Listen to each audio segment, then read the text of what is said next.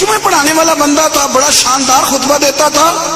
امام حسین کیوں نکلے اس کے خلاف؟ سارے خطبے امام حسین کے۔ امام علی مقام ہر جگہ پہ یہ کہتے ہیں کہ چونکہ یزید نمازیں چھوڑ کے پڑھتا ہے، چونکہ میں نے اپنی آنکھوں سے اسے مدینے میں شراب پیتے دیکھا ہے، چونکہ رنڈیوں کا ناچ دیکھتا ہے، مجرا، گندی مووی، مجرے دیکھتا ہے، مجرے، عورتوں کا ناچ دیکھتا ہے، اللہ کے حلال کو حرام اور حرام کو حلال کہتا ہے، لہذا مسلمانوں کا حکمران بننے کے قابل ہے۔ اور امام علی مقام نے فرمایا، خطبے میں فرمایا، یزیدیوں تم مانتے نہیں کہ وہ شرابی ہے؟ تمہارے دل گواہی نہیں دیتے کہ رنڈیوں کا ناچ دیکھتا ہے؟ اور یار میرا تیرا یارانہ ہی سارا شرابیوں سے ہو، رات کو گندی مووی سے موبائل بھرے ہوئے ہوں، ملت کے جوان عورتوں کے کالج کے سامنے کھڑے ہوں، بیٹیاں سکول چھوڑ دیں کہ بچے تنگ کرتے ہیں، اور 15 بچیوں کے نمبر موبائلوں میں بھرے ہوں، اور دعویٰ تو کرے امام حسین کی محبت کا، امام علی مقام کے پیار کا۔ میں ذمہ داری سے کہتا ہوں، جو بے حیائی کرتا ہے، فحاشی پھیلاتا ہے، گند کو فروغ دیتا ہے، قیامت کے حضرت عباس اس کا گریبان تھام کے میدان محشر میں کھڑا کر لیں، حضرت علی اکبر اسے محشر کے میدان میں کھڑا کریں، پوچھیں گے ہم نے جوانیاں لٹا دی شراب کباب کے خلاف اور تمہاری راتیں اس کے ساتھ بسر ہوتی رہی؟ دوستی قاتل سے بھی، مقتول سے یارانہ بھی، دیکھے امام حسین کی پکانا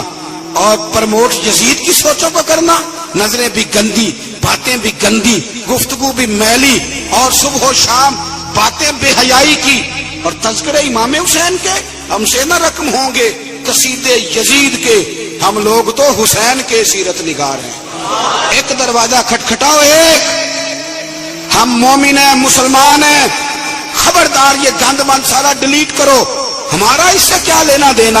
اور یہ گند ہمیں مائل بھی نہیں کر سکتا، ہماری آنکھیں تو بڑی کھری ہیں، یا قرآن دیکھیں گی یا مصطفیٰ کا گنبد خضرا دیکھیں گی۔ اس گند مند نوجوانوں، پاک جوانی اس کی ہوتی ہے جس کی جتنی زیادہ اللہ نے اسے قوت دی ہو اتنی پاکیزگی بھی دی ہو، جو ہر جگہ میل کچیل کرتا پھرے، ہر جگہ۔ وہ بھی کبھی محمد بن قاسم آئے یہاں لڑنے کے لیے، تو ایک دن صبح ایک بزرگ سے ملاقات ہوئی تو بڑا پریشان محمد بن قاسم، تو بزرگ کہنے لگے بیٹے کیوں اتنی ٹینشن ہے؟ کیا؟ کہنے لگے جناب نہ تو ہمیں ہندوستان کی زبان آتی نہ رستوں کا پتہ ہے، راجے دار سے مقابلہ کیسے لڑیں گے؟ انہوں نے کہا تو ہمت کر، میں دعا کروں گا اللہ مدد کرے گا۔ چند دنوں کے بعد محمد بن قاسم پھر اس بزرگ سے ملے تو بڑے حشاش بشاش،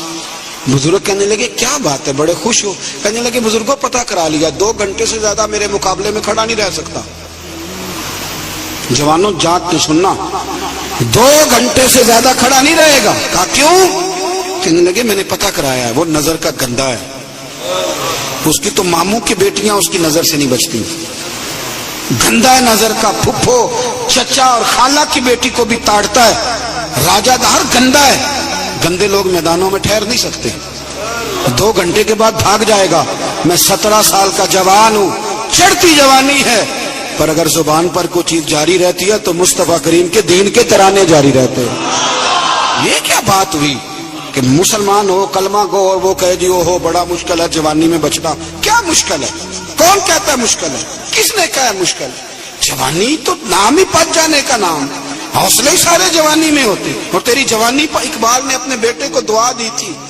اس نے کہا تھا حیا باقی نہیں ہے زمانے کی آنکھ میں، خدا کرے کہ رہے تیری جوانی بے داغ، خدا کرے کہ۔ اور بھائی کیسے تو کہتا ہے کہ میں 1 منٹ، تو عاشق رسول ہے، تو عاشق امام حسین ہے، تیرے اوپر کسی غیر کا رنگ چڑھ جائے، وہ کچا رنگ للاری والا جڑا چڑھدا لیندا رہندا، اے عشق تیرے دا رنگ محمد چڑھ جائے پھر نہیں لیندا۔ اس لیے حسین والے بنے، حسین والے، ہر یزیدی کے خلاف لڑنا سیکھیں، بات کرنا سیکھیں۔ چند باتیں عرض کی ہیں، ایک تو سادگی اختیار کریں، دل کی صفائی اختیار کریں، قرآن اور عبادت کی طرف توجہ کریں، اپنے گھروں کو سنواریں، رزق حلال لے کے آئیں۔ اپنی زندگی آپ یہ نہ سمجھیں کہ میں ایک گھر کو صحیح کر لوں گا تو کیا ہوگا، گھر جب صحیح ہو جائے گا تو معاشرہ بھی صحیح ہو ہی جائے گا، آگے بات بڑھے گی۔ میں حاضر ہو گیا تھا آپ کے حکم پر، اور حسب توفیق میں نے کچھ بات بھی کر دی ہے۔ جب آپ لوگ دوڑتے ہیں نا ملنے کے لیے اور کئی دفعہ گرتے بھی ہیں تو بڑی شرم سی محسوس ہوتی کہ ہمارے لیے لوگ بیچارے اتنی تکلیف کر رہے ہیں، تھوڑی مہربانی فرمائیے گا، کچھ الرجی کا مریض بھی ہوں، زیادہ گرمی برداشت بھی نہیں کر پاتا، آپ تھوڑی مہربانی فرمائیں گے، مجھے اجازت مل جائے گی؟ نہیں جی مندے نہیں بے تجھے، ہاں تو کر دو، مہربانی کرو۔ بزرگ آدمی سفید داڑھی والا میری طرح کے گناہگار آدمی کے اگر دوڑ کے ملنے آتا وہ گر جاتا ہے، اور پیچھے ہٹو، وہ لوگ بھی دیکھنے والے کہتے ہیں کس طرح کے لوگ ہیں، سیانا بیانا بندہ ملنے آیا اور اس نے ہاتھ ہی نہیں ملایا۔ میں زیادہ دور نہیں رہتا، گھنٹے سوا کے فاصلے میں، جس نے ملنا ہو جمعرات کو آ جائے، انشاءاللہ کھانا بھی کھلاؤں گا، عصر کے وقت آ جائے، اللہ خیر کرے گا۔ شوق جو ہے ملنے کا، تو شوق تو پانی لوڑ نہیں ہڑا نو راہ برا دی، شوق تو رستے سارے آسان کر دیتا ہے، اللہ آپ کو جزائے خیر دے، لیکن یہ ادھم پھیل نہیں مچائیے گا، اللہ آپ کو ہمیشہ آباد فرمائے۔ آخر دعوانا بہت ساروں، ان کا نام ہے علی بن حسین، حضرت علی بن حسین، یہ امام حسین کے صاحبزادے ہیں۔ قدرت اللہ تعالیٰ کی ایسی ہے کہ یہ میدان کربلا میں بیمار تھے، کیونکہ اللہ نے امام حسین کی نسل چلانی تھی، تو یہ شدید علیل تھے، اٹھ کے کھڑے ہوتے تھے، اتنا تیز بخار تھا کہ گر پڑتے تھے ظاہراً۔ تو امام حسین نے فرمایا بیٹا تو نے نہیں جانا۔ کہا ابا جی آپ میری موجودگی میں جائیں، یہ کیسے ہو سکتا ہے؟ فرمایا نہیں تو نے جانا ہی نہیں، میں جانے ہی نہیں دوں گا۔ تو حضرت امام زین العابدین علیل تھے، امام زین العابدین رضی اللہ تعالیٰ عنہ نے 3 سال تک حضرت علی کی صحبت اٹھائی ہے،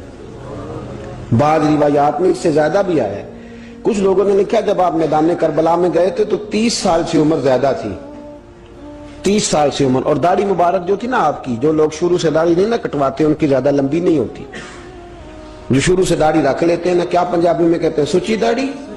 اور ان کو خرشت بھی نہیں کرانا پڑتا، میں نے بھی کبھی نہیں کرایا، ضرورت ہی نہیں پڑی،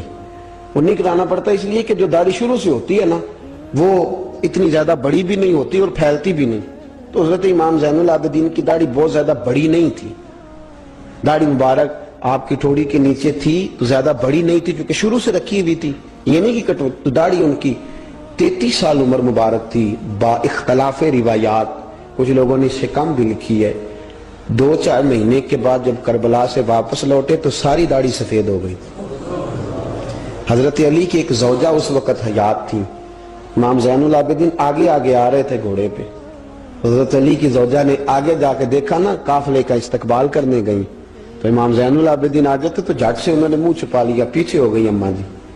تو امام زین العابدین فرمانے لگے دادی کا تو پردہ نہیں ہوتا پوتے سے۔ آپ نے کہا انتا زین العابدین، تو زین العابدین ہے، تیری ساری داڑھی چند مہینوں میں سفید ہو گئی۔ تو امام زین العابدین روئے، فرمانے لگے اماں جو میں نے کربلا میں دیکھا ہے، جو میں کربلا میں دیکھ کے آیا، تو دیکھتی تو یہاں کھڑی نہ ہوتی۔ امام زین العابدین نے پائے اس بات کے ساتھ، پوری دلیری کے ساتھ، اور امام حسین رضی اللہ تعالیٰ عنہ کی تو شہادت 10 محرم کو ہو گئی نا، 61 ہجری میں معاملہ ختم ہو گیا، لیکن امام زین العابدین ساری زندگی طاغوتی قوتوں سے لڑتے رہے۔ امام زین العابدین کو کئی دفعہ بعد میں گرفتار کیا گیا ہے، کربلا میں کئی دفعہ بعد میں گرفتار کیا۔ مروان بن عبد الملک ظالم جو صحابہ کو مارا کرتا تھا، جس کو یزید لعنتی نے بنایا تھا، وہ امام حسن اور امام حسین کے خلاف تقریریں کرنے والا مروان بن عبد الملک جو قابض ہو گیا زبردستی امام حسین کے بعد مسجد نبی کی امامت پر، اس کے پیچھے نماز پڑھ لینی چاہیے تھی، بولے آنے جڑا ہوتے کل ہوتا ہے ابھی کدی پیڑا ہو سکتا ہے۔ مروان بن عبد الملک مسجد نبی کا امام اور خطیب رہا ہے بڑا عرصہ، امام زین العابدین رضی اللہ تعالیٰ عنہ کے خلاف بڑی بدتمیزی کرتا تھا۔ امام زہری فرماتے ہیں، تابعی بزرگ ہیں، کہتے ہیں اس نے امام زین العابدین رضی اللہ تعالیٰ عنہ گرفتار کرا کے منگایا اپنے دربار میں، تو پورے ہوا کیا، یہ جو طریقت ہے نا ہماری، ایک مسئلہ یہاں سمجھا دو، یہ جو پیری مریدی ہے، جو بیعت ہے، یہ اسی وقت شروع ہوئی، کیونکہ بادشاہت پہلے جو خلیفہ ہوتے تھے وہ بادشاہ بھی ہوتے تھے، پیر بھی ہوتے تھے، رہنما، سارا کچھ ہی وہ ہوتے تھے، لیکن امام حسن حسین کی شہادت کے بعد جب بادشاہ یزید جیسے لوگوں کے ہاتھ میں گئی نا، تو امام زین العابدین رضی اللہ تعالیٰ عنہ کے گرد جو اللہ اللہ کرنے والے لوگ، دین سیکھنے والے تھے، وہ اکٹھے ہو گئے۔ اب وہ جو بیعت تھی اسی کو آج بیعت طریقت کہا جاتا ہے۔ لوگ اس طرف ہو گئے کہ اب وہاں بیعت کا سلسلہ نہیں رہا، یہ وہی بیعت ہے جو امام حسین رضی اللہ تعالیٰ عنہ، حضرت علی، حضرت ابوبکر صدیق، سب لوگ فرمایا کرتے تھے۔ اب لوگ بڑے اکٹھے ہو گئے، لوگ آیا کرتے تھے، حضرت حسن بصری جیسے لوگ، امام زہری جیسے لوگ، حضرت سعید بن مسیب جیسے لوگ، امام زین العابدین نے کربلا کے بعد اپنا مکان مدینے سے باہر بنا لیا تھا، نام علی تھا، لیکن عبادت اتنی کرتے تھے کہ لوگوں نے زین العابدین کہنا شروع کر دیا، عبادت کرنے والوں کی زینت زین العابدین کہنا شروع کر دیا۔ بیٹا پاس سو رہا تھا، گھر میں آگ لگی ہوئی تھی، امام زین العابدین نماز پڑھ رہے تھے، اتنی لمبی ساری رات سارا دن مصلی پہ رہتے،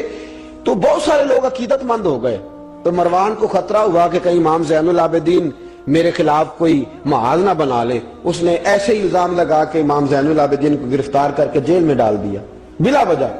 امام زہری کہتے ہیں میں کھانا لے کے گیا تو امام زین العابدین نے نا وہ بیڑیاں پہنی ہوئی ہیں، ہتھ کڑیاں پہنی ہوئی ہیں، پیروں میں بھی ہاتھوں میں بھی،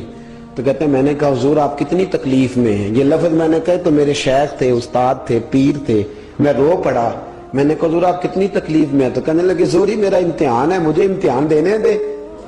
میرا رب میری آزمائش کر رہا ہے تو مجھے کرنے دے، تجھے کیا، تو کیوں روتا ہے؟ تو کہا حضور آپ اتنی تکلیف میں ہیں، فرماتے ہیں انہوں نے اللہ اکبر کہہ کے دونوں طرف سے زنجیروں کو پکڑا، جب اللہ اکبر کہا تو دونوں طرف کی زنجیریں اتار کے امام زین العابدین نے نیچے رکھ دی، فرمانے لگے میں تو ایک دفعہ اللہ کا نام لوں تو اللہ ساری زنجیریں توڑ دیتا ہے، میں پابند نہیں ہوں ان لوگوں کا، میں تو اللہ کی رضا پہ راضی ہوں۔ امام زین العابدین رضی اللہ تعالیٰ عنہ نے ساری زندگی پرہیزگاری، محبت، پیار، خلوص، وفا اور لوگوں کو دین سکھایا، ساری زندگی اللہ کا درس دیا، پوری دنیا سے لوگ امام زین العابدین کے پاس آتے۔ کیا لفظ ادا کر رہا ہوں، میں نے پورا مدینہ نہیں کہا، میں نے کہا پوری حکومت نہیں تھی آپ کے پاس، حکومت پہ مروان بن عبد الملک تھا، کیونکہ 4 سال 4.5 تک یزید رہا ہے۔ امام حسین کی شہادت کے بعد صحابہ سارے، اہل بیت النبوت سارے، جتنے بھی حضرات ہوتے تھے پوری دنیا سے جو اہل عقیدت تھے وہ امام زین